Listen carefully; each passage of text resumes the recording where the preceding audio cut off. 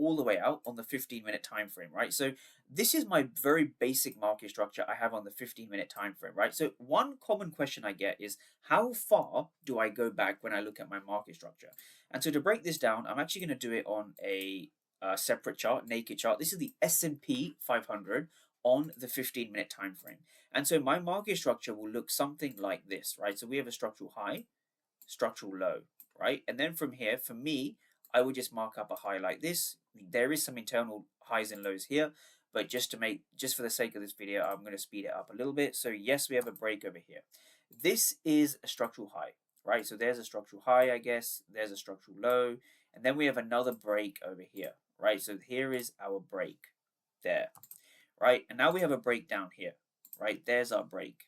Okay, so just to speed things up a little bit, on the 15-minute time frame, I'm interested in structural lows, structural highs, structural lows, structural highs, and then from here, structural lows, right? So this is the current market structure we're dealing in. This is the sentiment, right? So having a basic understanding of market structure will give you an edge over all the other traders because you want to know whether you're in premium or discount for your particular range. So how do I do this? So from here, when we have a structural low over here, this is our structural low, right, from here. So here's a structural high, here's a structural low.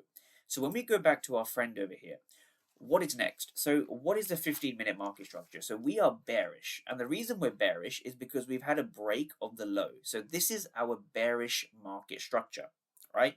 That is kind of step one.